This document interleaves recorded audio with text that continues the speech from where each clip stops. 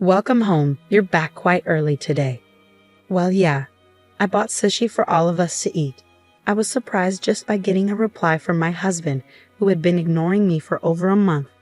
On top of that, he was holding high-quality sushi. Something seemed suspicious. I became more suspicious and secretly swapped my sushi with my mother-in-law's. Oh my, it looks delicious. Let's dig in right away. Come on, eat up. To my surprise, even my mother-in-law started talking to me. There must be something going on. Convinced of this, I pretended to go to the kitchen to make tea, encouraging them to start eating first. Then, from behind the door, I watched their reactions. My mother-in-law, who ate the sushi, started shivering and coughing. Unbelievable words were uttered by them.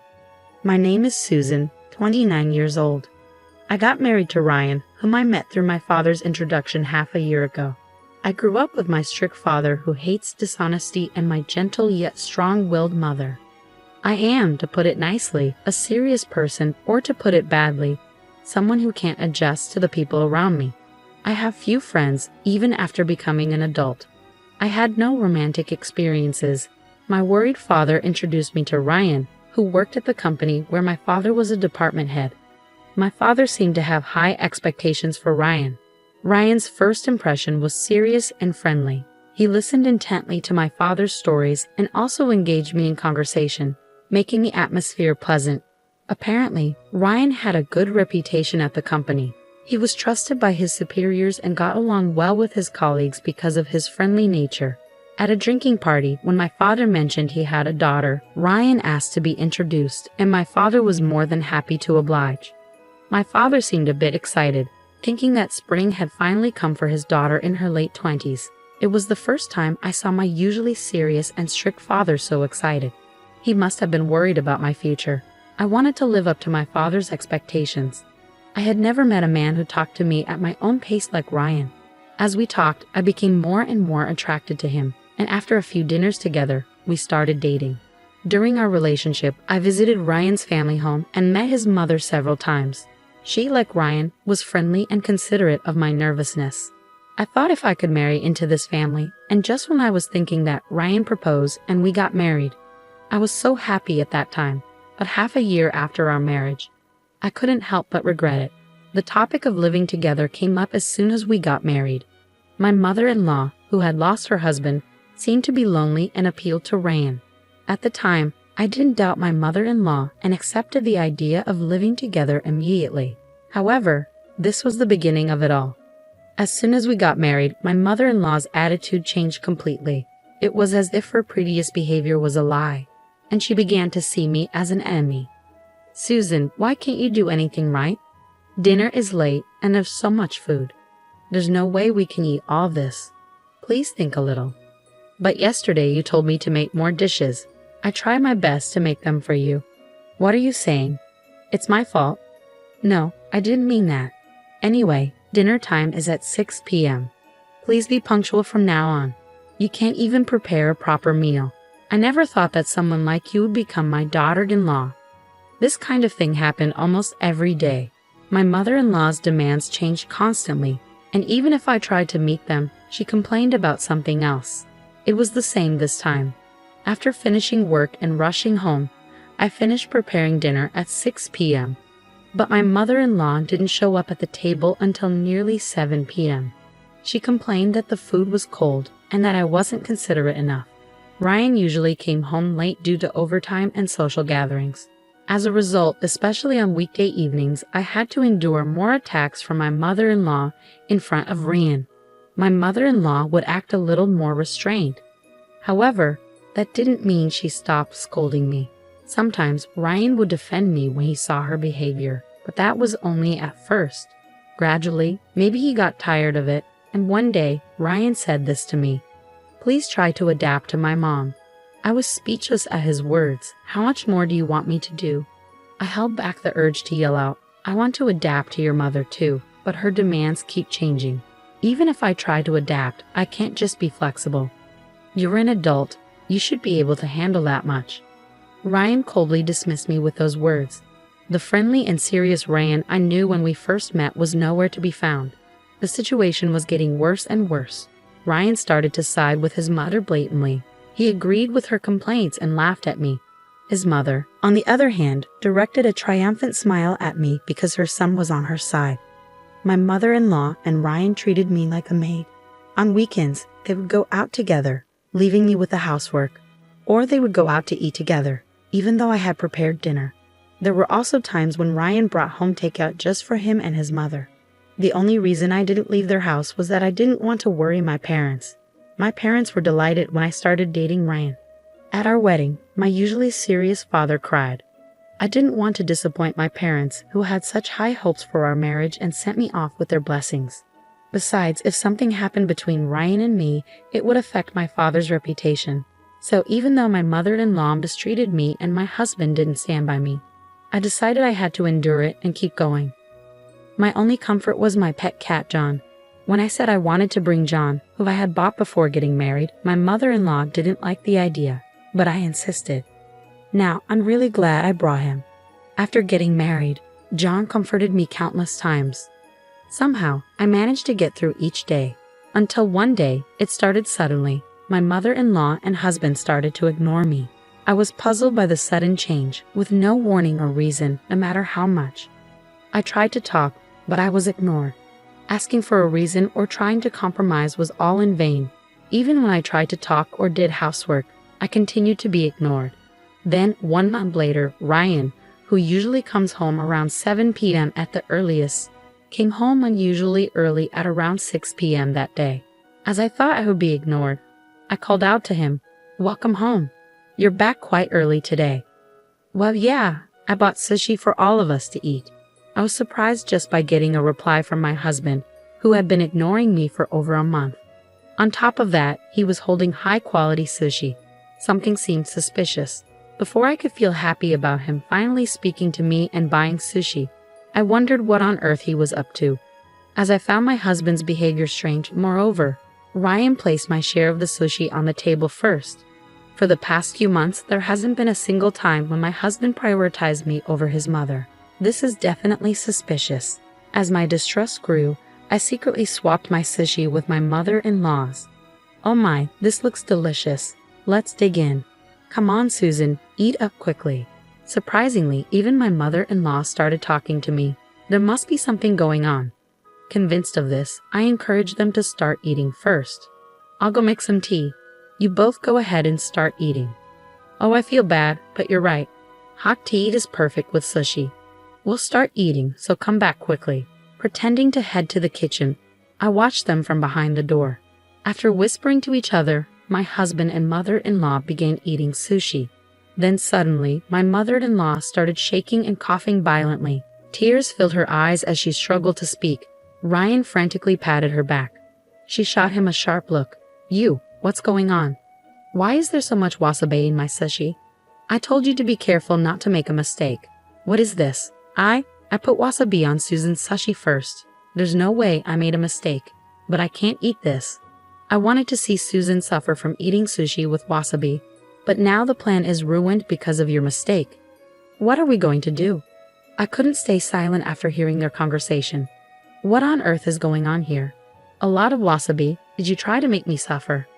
Both of them had a we're-busted look on their faces. However, my mother-in-law quickly changed her expression and sneered. "That's right. We ignored you for a whole month, but you seemed just fine. So we thought we'd tease you a little." "That's terrible." "What's terrible? You should be grateful. Just act like a useless daughter-in-law and stay in the house." Even as my mother-in-law yelled at me, my husband didn't try to stop her.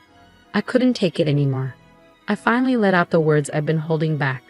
"I'm going back to my parents' house."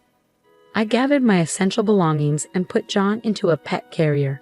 As I walked to the door with my bags, Ryan finally tried to stop me. "Come on, you're joking, right? This is too much just for a little joke." His unapologetic words only strengthened my resolve.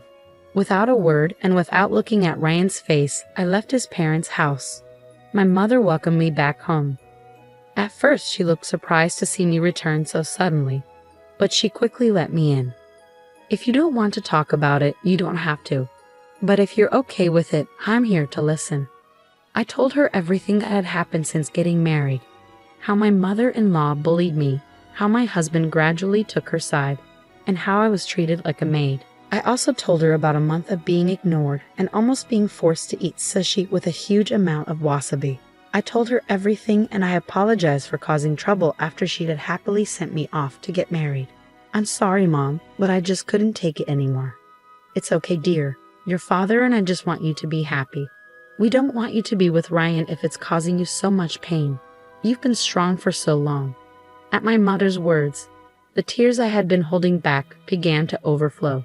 My father came home from work, and after hearing the situation from my mother, he bowed his head to me. I'm so sorry. It's all because I introduced you to Ryan. I had no idea he was like this. With the pained look on his face, my father made me feel even worse. Then a call came in. It was from Ryan. The phone rang for a while, but I didn't answer it at all. I kept staring at the screen, waiting for the call to end, and finally, it stopped ringing. That's when I noticed a notification from an app. It was the Pet Monitor app I installed for John. I had set it to send me a reminder at this time to make sure I didn't forget to refill John's water before going to bed. Curious, I opened the app and pressed the button for live streaming. There, my mother-in-law and husband appeared on the screen. What should we do? Susan isn't answering the phone. It's fine, she'll come back eventually. Anyway, what should we do to her next? Ha ha ha. What if she says she wants a divorce? I'll lose my position as the boss's son-in-law. I was able to pass work off to my subordinates because of my position as my boss's son-in-law. I can't afford to lose that now. Boss's son-in-law. Hearing that, I couldn't hold back my anger any longer. My father, who was next to me, felt the same way. He quietly stared at the screen with a look of disbelief, his hands trembling. I immediately sent a message saying, "Let's get a divorce." Several calls came in right after, but I ignored them and went to sleep. That Saturday morning, the doorbell rang early. Oh my, who could it be this early in the morning? I heard my father's voice from the entrance. Following her voice, I heard the voice that had been irritating me. Please let me talk to Susan. She's misunderstanding a lot of things. It was Ryan. Since I didn't answer his calls, he came all the way to my house. Not wanting to cause my mother any more trouble, I went to the front door. I sent a sharp glare at my husband and spoke coldly. What do you want, Susan? Why didn't you answer the phone? I was worried about you. Worried? You teamed up with your mother to make fun of me, ignored me for a month, and then tried to make me eat sushi with a huge amount of wasabi. At my accusation, Ryan was at a loss for words. I started to close the front door on him. I'll bring the divorce papers as soon as they're ready. I have nothing more to say to you, so please leave now. Wait, are you serious? You've never been in a relationship with anyone else, right? If we get divorced, you'll never be able to marry again. Are you okay with being alone for the rest of your life? Ryan's words only fueled my anger. I played the recording of the Pet Monitor footage I had saved last night. My husband Ryan was clearly upset after seeing the video. I said to him, "You don't want a divorce just to protect your own position, right? You don't even think of me as your wife. I'd rather be single than be with someone who doesn't care about me and abuses their power to oppress others." I showed a determined attitude. My mother nodded firmly at me, and then I heard my father's voice from behind. "She's right, Ryan. After seeing that video with my daughter, I asked around at the company. It seems you were using your position as my son-in-law to not only push work onto your subordinates, but also make them do unnecessary chores, acting like a king. I guess I still have a lot to learn about judging people." "Please wait, father-in-law. This is not what it looks like. It's my mother. Yes, it's all my mother's orders. She told me to harass Susan and use my position as your son-in-law to push work onto others." "So you really were pushing work onto others?" I was not only angry but also appalled that Ryan was trying to blame his mother for everything and exposing his own wrongdoings. Ryan looked at me with pleading eyes, but I exaggeratedly turned my head away. At that moment, I heard another annoying voice. "Ryan, I came to help you." It seemed that my mother-in-law had come to help Ryan, but by that time, Ryan had already betrayed his mother.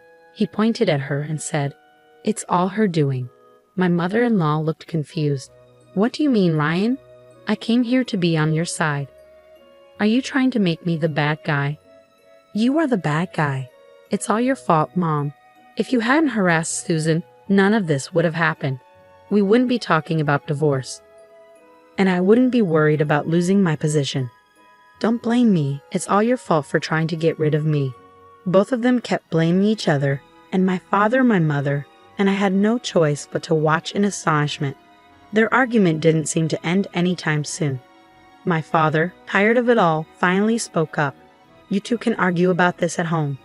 I'm disappointed to find out that you, Ryan, are such a despicable person. There was talk of promoting you, but I'm going to cancel that. Ryan looked at my father with desperate eyes, but my father didn't change his attitude. And then, our divorce was officially decided on the spot. We printed the divorce papers at home and signed them right away.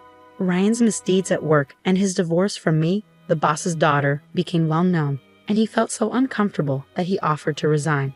He's been trying to find a new job, but the rumors have spread to other companies in the same industry, and he hasn't been hired. He's trying to switch to a different industry, but it's not going well. After fighting with his mother over this incident, Ryan left his parents' home and started living alone. But he has no money and is living in a shabby apartment. He's doing day labor jobs to get by, barely making it through each day. His mother, who used to dote on him, is now living alone and feeling lonely. The neighbors found out about her mistreatment of her daughter-in-law, and she's living a life without conversation, receiving cold stares. I'm living with my parents again, just the three of us now. That's a burden for my ex-mother-in-law, and Ryan is gone. I can focus on my work better than ever before, and I've been given bigger responsibilities. 1 year after the divorce, I see signs of a new spring coming in my life. The person is a junior colleague with whom I successfully completed a project. Since joining the company, we've worked together many times and built a trusting relationship. Until recently, we only talked about work, but lately I've been invited to meals. The other day, he asked me out. This time, I want to build a happy family, and I believe that with him, my wish will come true.